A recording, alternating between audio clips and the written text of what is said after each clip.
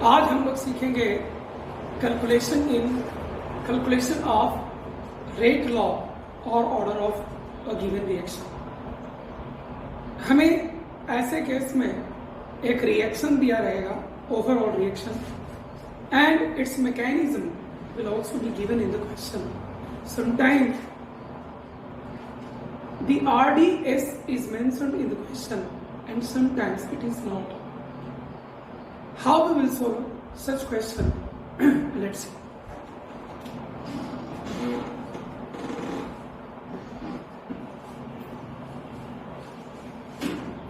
Case A,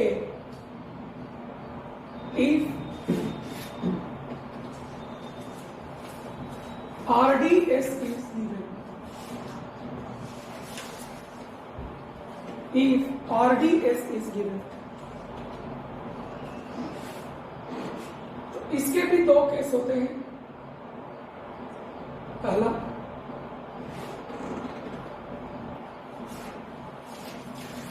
RDS involves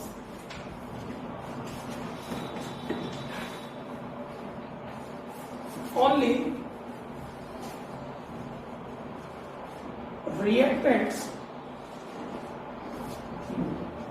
or products. For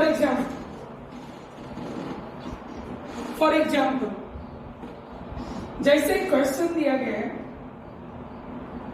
overall reaction हमें दिया हुआ है 2NO2 plus F2, 2NO2 plus F2 is equal to 2NO2F.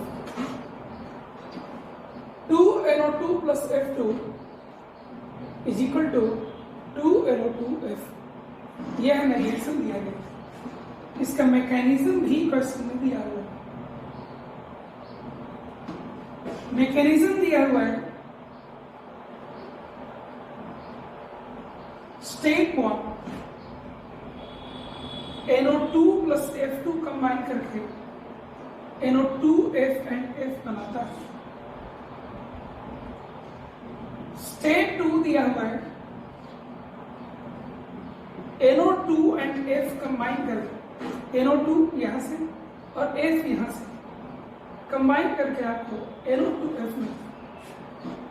ये question आपको दिए हुए रहेंगे हमेशा, ठीक है। आप देख भी सकते हैं, इन दोनों को ऐड करते हैं तो ये मिल जाएगा, ये दोनों आपको कैंसिल हो जाएगा।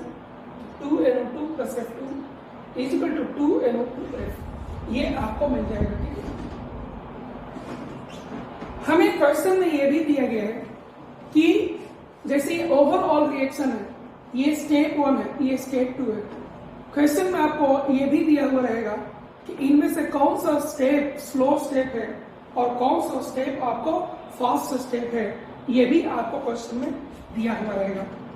ये आपका स्लो है और ये आपका फास्ट है। पिछले वाले वीडियो में हमने ये सीखा, लेक्चर में हमने ये सीखा कि जो स्लो स्टेप होता है यही हमारा रेट डिटरमाइनिंग स्टेप होता है। पूरे रिएक्शन का रेट एक्सप्रेशन जो स्लो स्टेप होता है उसी को देख करके लिखा जाता है। ये ऐसा साइंटिस्ट लोगों ने दिया है, तो हम लोग लिख सकते हैं देयरफॉर रेट ऑफ रिएक्शन क्या हो जाएगा। ये हमें क्वेश्चन में दिया हुआ है K1 और ये दिया हुआ है K2, तो इसका रेट एक्सप्रेशन क्या हो जाएगा, K1 NO2 power 1 F2 power 1, ठीक है। अब पहला क्वेश्चन ये कि क्या इसको देख करके डायरेक्टली इसको लिखा जा सकता है।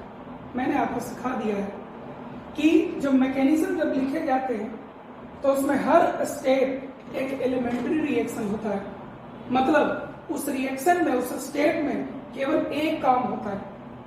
यहां भी देखिए आपको केवल एक काम हुआ है, ठीक है, और यहां भी एक काम, मतलब साइंटिस्ट ये क्लियर कर देता है कि यहाँ एक काम हुआ है, रिसर्च से पता चलता है, और यहाँ भी एक काम हुआ है। तो ये एलिमेंट्री है, एलिमेंट्री रिएक्शन है, और हम जानते हैं कि एलिमेंट्री रिएक्शन का रेट व एक्सप्रेशन डायरेक्टली लिखा जा सकता है देख करके। इसका जो कोफिशिएंट होता है वही यहाँ पर पावर चलता है, ठीक है। अब हम लोग ये जानते हैं कि ओवरऑल रिएक्शन का रेट व एक्सप्रेशन भी स्लोवेस्ट स्टेप से ही देख करके किया जाता है। ये जो स्लोवेस्ट स्टेप है यही हमारा RDS स्टेप है, यानी कि यही हमारा इस रिएक्शन का भी रेट व एक्सप्रेशन हो जाएगा। अब हमें ये चेक करना है कि हमने ये भी सीखा था कि रेट व expression should only involve reactant और प्रोडक्ट्स और the catalyst, but it should not involve the intermediates. यहां पर आप एक चीज देखिए, रिएक्टेंट्स ये है, प्रोडक्ट्स ये है, इंटरमीडिएट क्या है? This fluorine is intermediate, fluorine atom is the intermediate. क्या ये फ्लोरीन एटम आपको यहाँ है? No, we have fluorine molecule which is a part of reactant and NO2 molecule which is also a part of the reactant. So rate by expression only involves the reactants, and therefore this is the complete rate by expression. If we are asked the rate by expression of this reaction, this is the rate by expression of this reaction. What is the overall order of the reaction? 1 plus 1. Overall order of the reaction is 2. Molecularity of reaction. हमने कल सीखा है पिछले class में कि किसी भी complex reaction का ओवरऑल मॉलिक्युलरिटी डिफाइन नहीं हो सकता है, और इसीलिए इस कॉम्प्लेक्स रिएक्शन का भी ओवरऑल मॉलिक्युलरिटी डिफाइन नहीं होगा। ठीक है, इस तरह से हम लोग इसको कंप्लीट कर सकते हैं।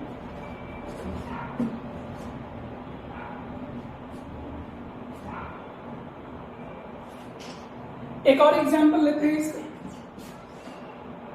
यहां पे क्या है? RDS इन्वॉल्व ओनली रिएक्टेंट्स और products. RDS involves only reactants और प्रोडक्ट्स का केस किया है, ठीक है। एक और एग्जांपल,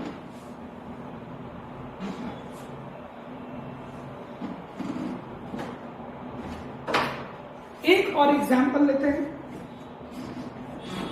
दिया हुआ है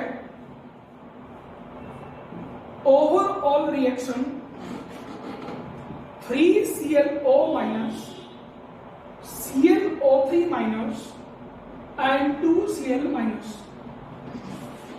Mechanism is also given.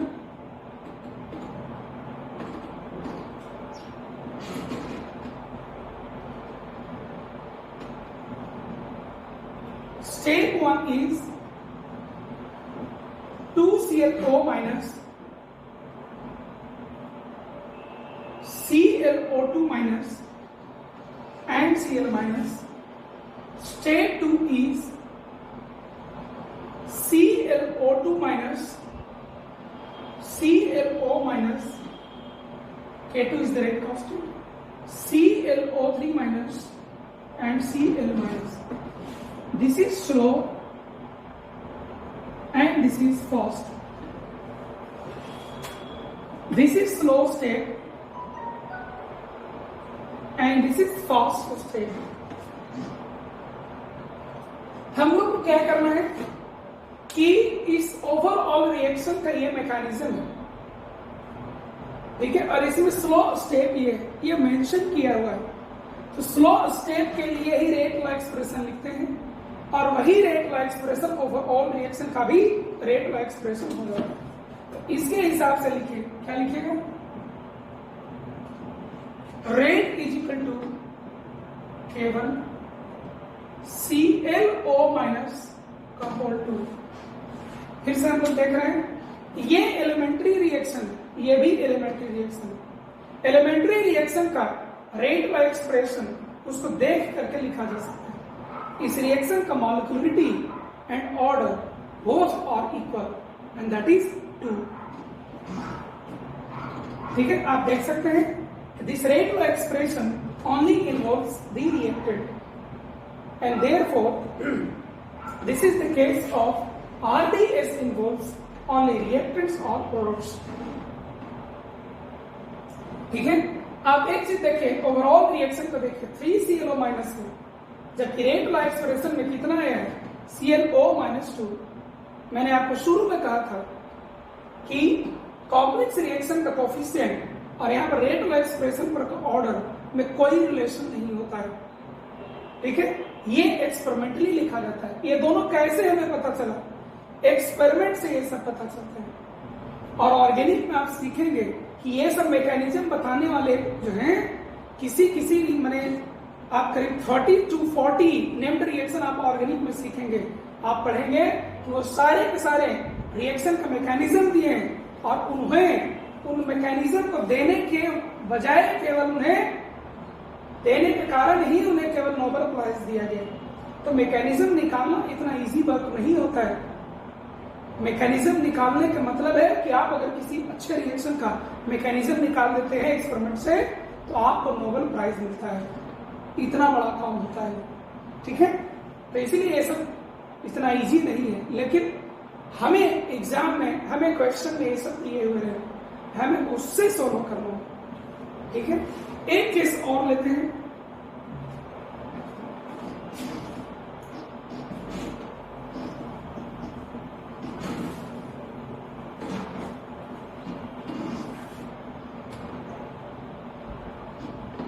RDS involves intermediate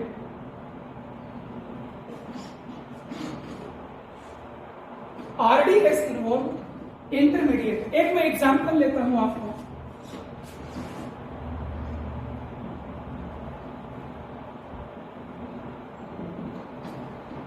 जैसे एक रिएक्शन दिया हुआ है,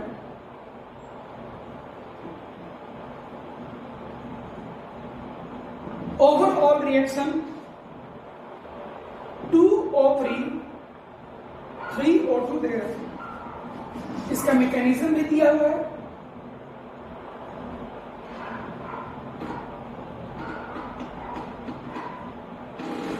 स्टेप 1 है आपका O3 O2 प्लस O में जाता है। ये K1 है, ये K2 है, ये आपको फास्ट है, ठीक है। और स्टेट 2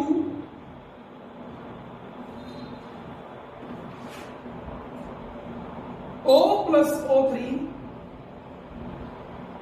कंबाइन करके आपको 2O2 देता है और ये आपका स्लो होता है।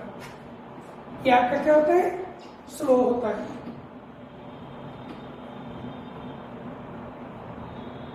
ठीक है। यहां भी आप देखिए RDS इज गिवन, स्लो और fast step is mentioned in the question, but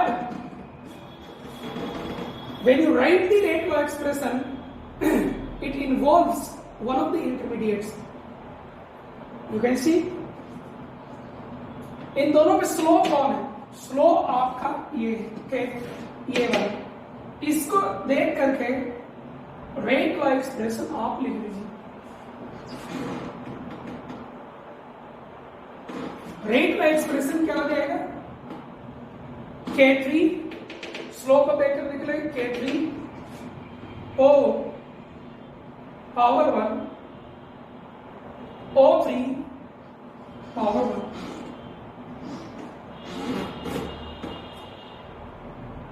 K3 O power 1 O3 power 1, ये हम लिख सकते हैं, ठीक है। लेकिन आप एक चीज देखिए कि O3 रिएक्टेंट का पार्ट है, O2 प्रोडक्ट है आपका, लेकिन O ना ही रिएक्टेंट है ना ही प्रोडक्ट है। Then what is O? O is formed during the reaction. It is an intermediate. It is an intermediate. And we know that the rate law expression should only involve either the reactant or the product or the catalyst. It must not involve intermediate. और इसी कारण से इस intermediate को हमें यहां से हटाना होगा, ठीक है। ये क्या है आपको, इंटरमीडिएट है, ठीक है, इज टू बी रिमूव्ड। इसको हटाने की हमें यहां से जरूरत है। देखिए कैसे, फ्रॉम इक्विलिब्रियम वन से आप देखिए क्या आप लिख सकते हैं, के इक्विलिब्रियम, इक्विलिब्रियम कांस्टेंट है, ये रिएक्शन इक्विलिब्रियम है, के इक्विलिब्रियम इज के फॉरवर्ड बाई के बैकवर्ड, हम लोग सीखे हुए हैं। O2 O बाई O3, ठीक है। यहां से हमें क्या मिल जाएगा, यहां से आपको O मिल जाएगा,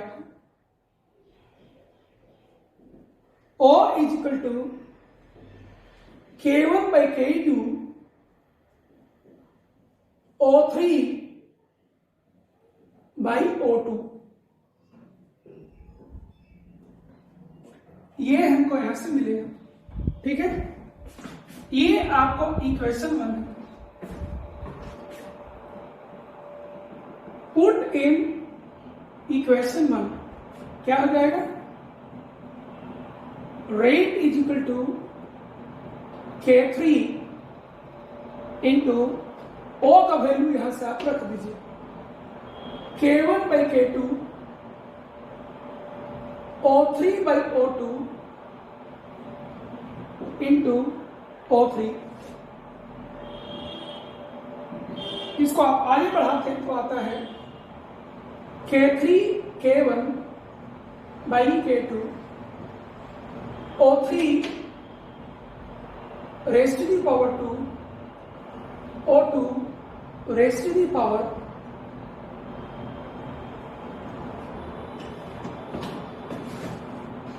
यहां एक इंपॉर्टेंट बात हमें यह सीखना है कि मैं आपको पहले एक दिन बताया था कि किसी एक कंपोनेंट के रिस्पेक्ट में ऑर्डर नेगेटिव हो सकता है।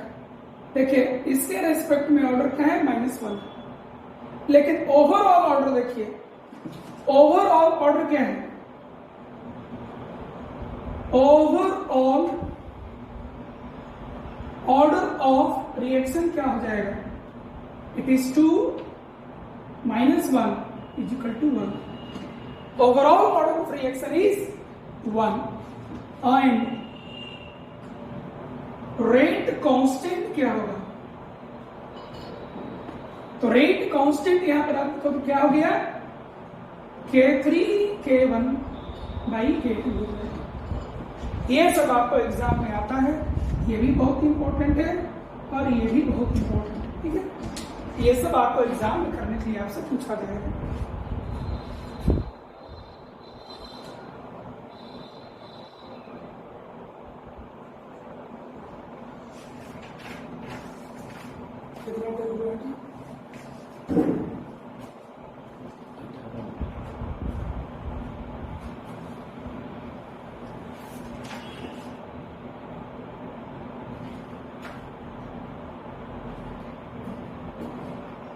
एक और क्वेश्चन इसका देख सकते हैं, एक और example,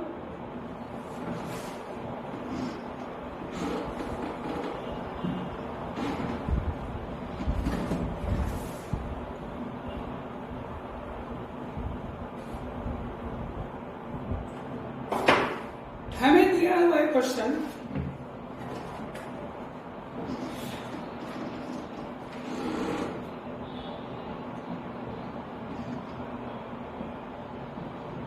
overall order, sorry overall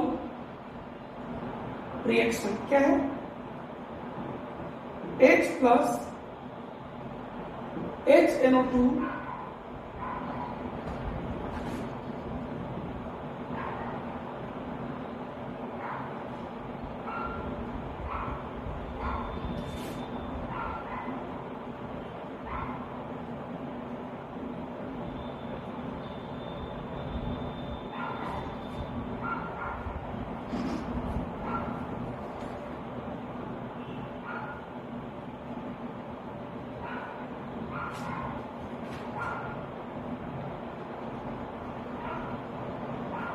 mechanism इसका दिया हुआ है।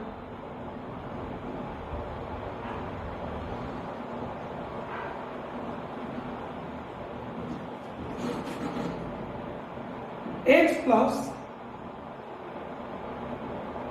HNO2 K1 K2 H2NO2 plus ये आपका फास्ट है।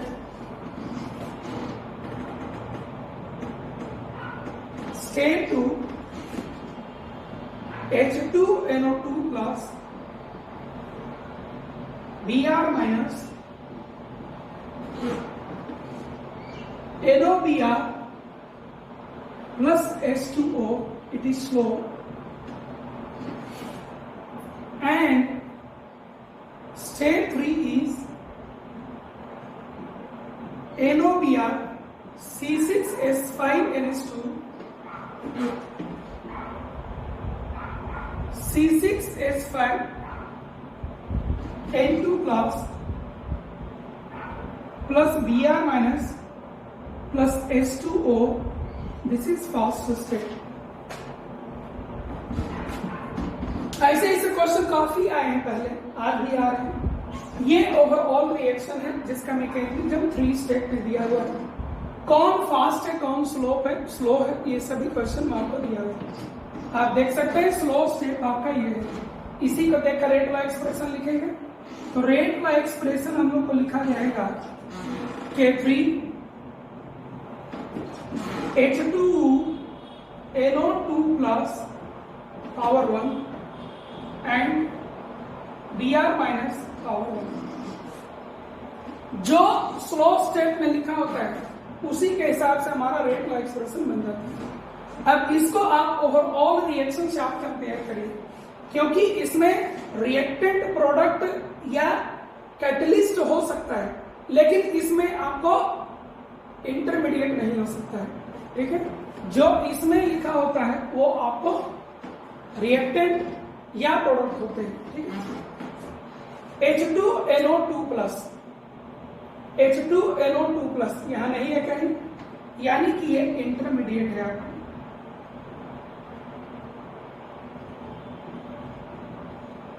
ये क्या है आपको इंटरमीडिएट है। देखें यहां पर आपको बना है ये इंटरमीडिएट है। Br माइनस, तो Br माइनस क्या है, ये आपको कैटलिस्ट है। मैंने आपको बताया था कि रेट वाला एक्सप्रेशन में कैटलिस्ट हो सकता है, रिएक्टेंट हो सकता है, प्रोडक्ट हो सकता है, लेकिन ये इंटरमीडिएट नहीं। तो इसको हटाना होगा। इसको कहां से हटाएंगे, पहला से हटाएंगे इसे। From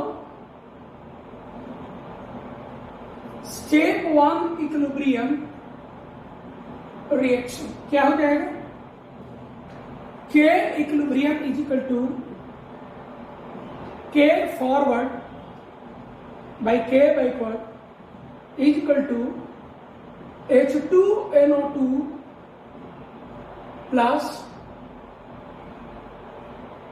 by H plus HNO2। यहां से आपको क्या हटाना है, H2NO2 प्लस, इसको निकाल लीजिए। Therefore H2NO2 plus is equal to, सबको उधर ले जाइए, K1 by K2 H plus HNO2। ये अगर आपका 1 है, पुट इन इक्वेशन 1 क्या मिल जाएगा, rate is equal to K3 into, इसका वैल्यू पुट कर दीजिए, K1 by K2 into H plus HNO2 Br माइनस। तो आपको इसमें पूछा जाएगा ओवरऑल ऑर्डर क्या हो जाएगा, तो 1 1 1 3 हो जाएगा। और पूछा जाएगा रेट कांस्टेंट क्या होगा, तो rate constant K3 K1 K2।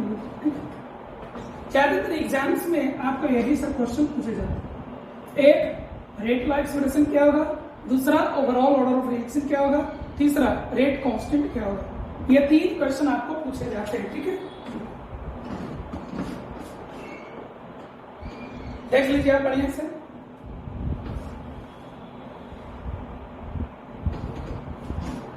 चलिए आगे, केस ए के बाद एक केस बी होता है। इफ RDS इज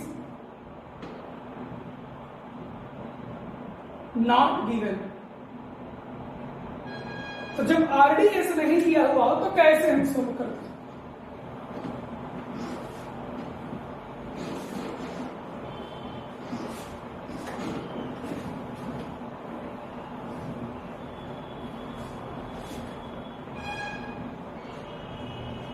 जब RDS नहीं दिया गया हो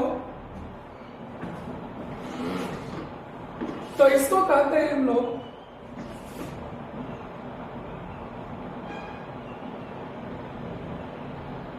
स्टेडी स्टेट अप्रोक्सीमेशन से ऐसा क्वेश्चन बनता है।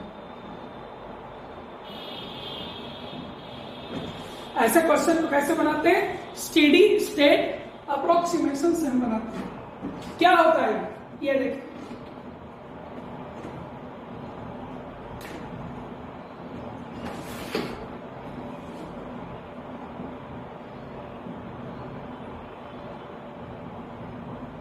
इंटरमीडिएट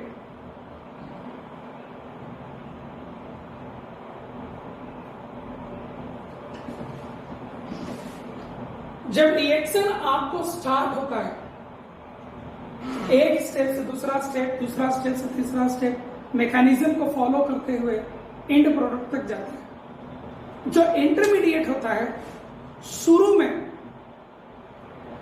होता क्या है कि जैसे इसको आप देखिए, ए से जाना है बी और बी से जाना है सी। ए क्या है, रिएक्टेंट है, सी क्या है, प्रोडक्ट है, बी क्या है, इंटरमीडिएट है। शुरू में क्या होता है कि ए से बी ज्यादा रेट से आपको बनता है, ए से बी आपको एक फास्टर रेट से बनता है। क्यों? Because A is initially largest in concentration. तो ए से बी में जाने का रेट बहुत ज्यादा होता है। तो इंटरमीडिएट आपको अभी ज्यादा तेजी से बनेगा, लेकिन बना हुआ नहीं ना था अभी। इंटरमीडिएट तो शुरू में 0 था, इसीलिए बी से सी जाने का जो रेट था वो आपको काफी कम था, ठीक है। तो शुरू में ये क्या होगा, आपको यहां से यहां जाने का रेट क्या होगा, हाई, क्योंकि ए का कॉन्सेंट्रेशन ज्यादा है। और बी जो आपका है, बी, ये शुरू में आपको कुछ था ही नहीं, तो बी से सी जाने का जो रेट था वो आपको काफी कम होगा। तो ये हाई रेट से बनेगा और लो रेट से ये कंज्यूम होगा। तो इसका अमाउंट धीरे धीरे क्या होता चला जाएगा, बढ़ते चला जाएगा। और इसी केस का ग्राफ कुछ ऐसे जाता है। जैसे जैसे समय बीतेगा ए आपको धीरे धीरे कम होते जाएगा, और इसी कारण से ए को बी में जाने का रेट भी क्या होता जाएगा, कम होते चला जाएगा, ठीक है। ए को बी में जाने का जो रेट है वो भी क्या हो जाएगा, कम होते चला जाएगा। लेकिन अभी बी तेजी से बन रहा था, लेकिन धीरे धीरे जाता तो ये जमा होते चला जाएगा। जब भी आपको जमा होते चला जाएगा, जब ये जमा होते चला जाएगा तो आपको क्या होगा, आगे जाने का जो रेट होगा वो आपको इंक्रीज होते चला जाएगा। तो आपको एक ऐसा पोजीशन आया जहां पर ये बन स्लोली रहा है और कंज्यूम फास्टर हो रहा है। तो ऐसे केस में जो इंटरमीडिएट का जो अमाउंट है वो तेजी से आपको गिरेगा।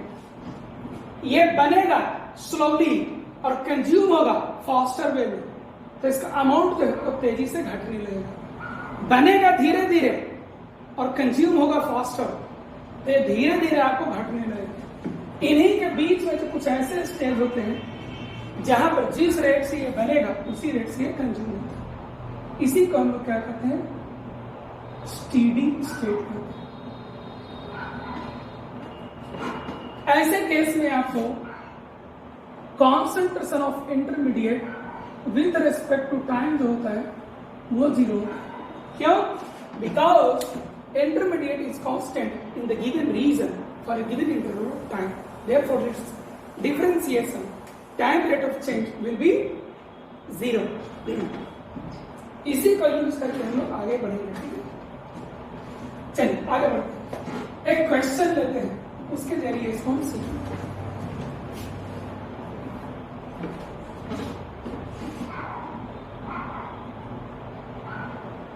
ओवरऑल रिएक्शन दिया हुआ है 2O3 3O2 दिया हुआ है. ठीक है, इसका मैकेनिज्म भी आपको दिया हुआ है. मैकेनिज्म है O3 आपको K1 से रिएक्शन करके O2 प्लस O देगा. O2 आपको इस O से कंबाइन करके आपको एक O3 देगा और ये O3 आपको O से कंबाइन करके O2 देगा. बस इतना ही क्वेश्चन में दिया हुआ है. इस क्वेश्चन में आपको ये भी मेंशन नहीं किया हुआ है कि कौन सा स्टेप, ये आपको स्टेप्स दिए हुए हैं. ये पहला स्टेप है, ये दूसरा स्टेप है, ये थर्ड स्टेप है. कौन स्लो है, कौन सा स्टेप फास्ट है, this is not given in the question. Okay, इसको मैं हटा लेता हूं.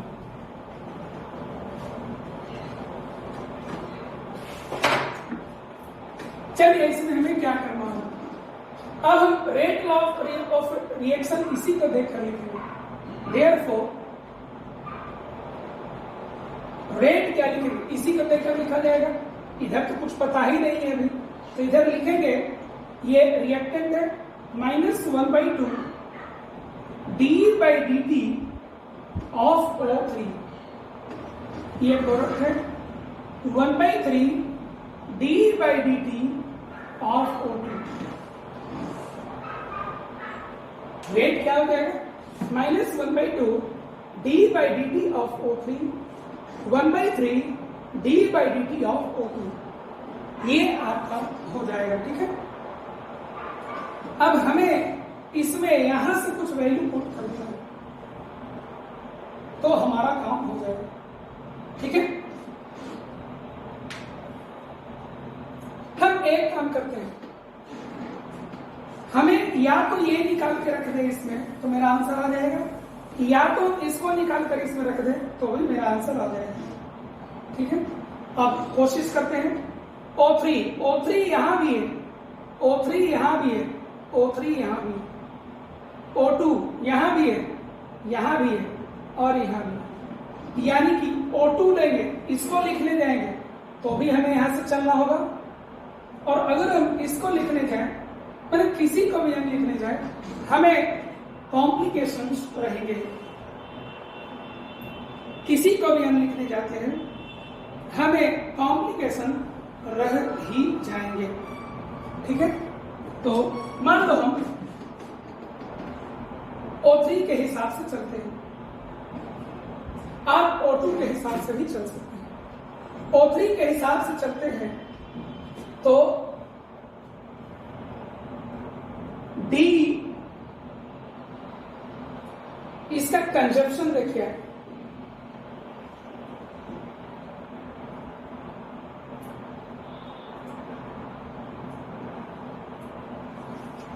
dO3/dt.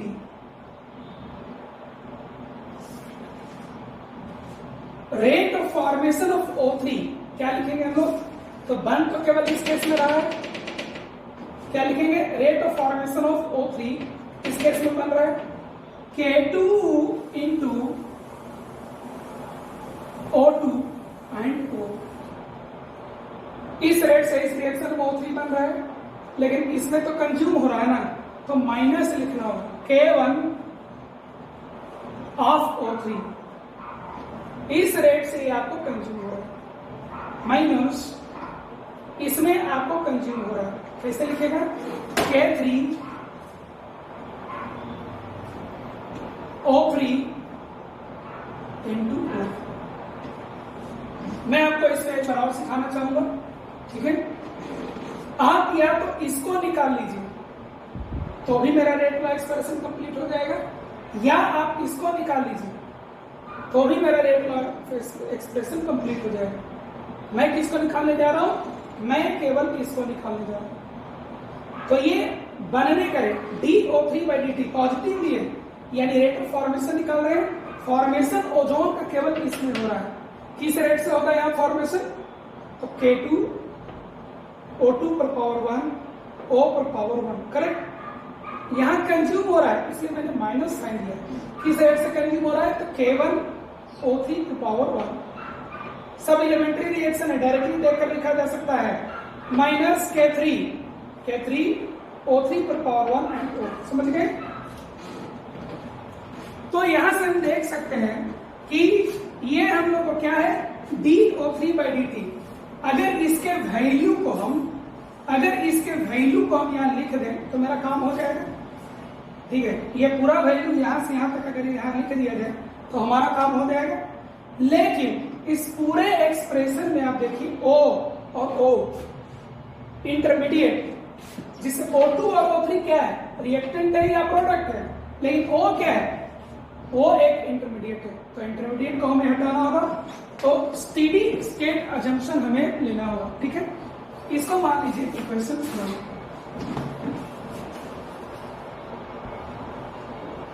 And for intermediate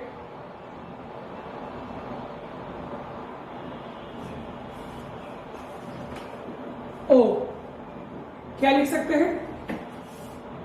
D of O by dt, यही है हमारा इंटरमीडिएट। क्या लिख सकते हैं इसको?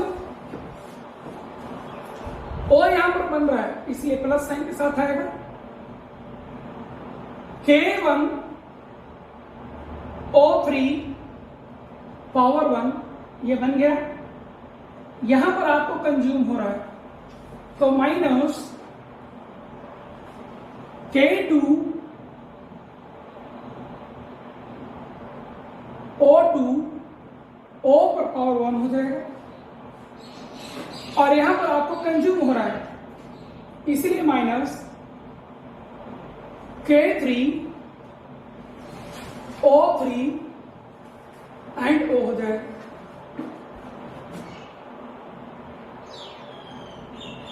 For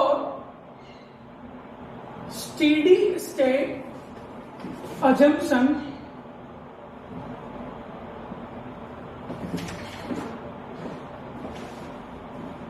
D of dt, intermediate का टाइम रेट चेंज है वो आपको क्या हो जाना चाहिए? 0 हो जाना चाहिए। इसीलिए इसको जब यहां रखते हैं तो 0 इक्वल टू K1 O3 पर पावर 1 K2 O2 O पर power 1 minus K3 O3 O आपको होगा। इन दोनों को आप इस साइड ले आइए, क्या लिखिएगा? O यहां भी है, O यहां भी है, ताकि K2 O2 plus K3 O3 is equal to K1 O3। यहां से आपको O का कॉन्सेंट्रेशन आ जाएगा K1 O3 by K2 O2 plus K3 O3, ठीक है। इसी को हमें पुट इन इक्वेशन 1 में आप इसको पुट कर दीजिए, ठीक है। क्या आ जाएगा? DO3 by dt is equal to O आपको यहां भी, O आपको यहां भी, दोनों जगह है, कॉमन ले लीजिए। K2 O2 minus K3 O3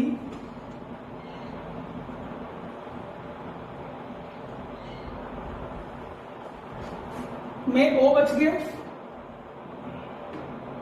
minus K1 O3, ये लिख सकते हैं। इस O को यहां से रख देना, तो रख दीजिए, ऊपर में रखते हैं। ये पूरा आपको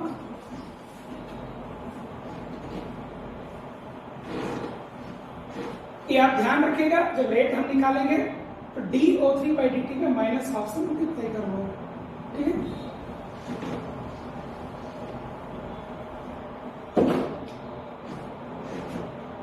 क्या मिल जाएगा हम लोग को? K2O2 minus K3O3 K1O3 by K2O2 plus K3O3 minus K1O3। K1O3 पूरा में कॉमन ले लीजिए, लिख सकते हैं K1O3 पूरा में कॉमन ले लीजिए, बचेगा K2O2 minus K3O3 by K2O2 plus K3O3 minus 1। इसका लिख सकते हैं K1O3 K2O2 minus K3O3 minus K2O2 minus K3O3 by K2O2 plus K3O3। यहां से आपको ये कैंसिल हो जाएगा, ठीक है। K1 K3 बच जाएगा, K1 K3 O3 दो बार ये है, देख सकते हैं 2K3 है, 2 टाइम्स ये है, तो -2K3 K1 and O3 raised to the power 2 by K2O2 plus K3O3। ये आपको dO3/dt। इसीलिए रेट क्या होता है? -1/t dO3/dt। तो इसको -1/2 से मल्टीप्लाई करना होगा, ये और ये कैंसिल हो जाएगा।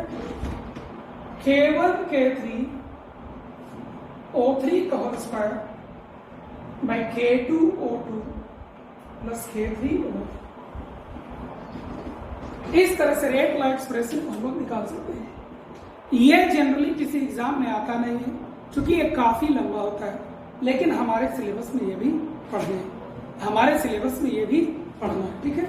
आज हम लोग को केमिकल काइनेटिक्स चैप्टर खत्म हो गया है, ठीक है। अगला चैप्टर जो हम लोग सीखेंगे उसका नाम है alkyl halide, alcohol and ether. ये क्लास 12 का टॉपिक है। इसमें हम लोग अल्काइल हैलाइड, अल्कोहल, ईथर का चैप्टर पढ़ेंगे। इसमें मैकेनिज्म पढ़ेंगे, SN1, SN2, E1, E2, E1। Thank you.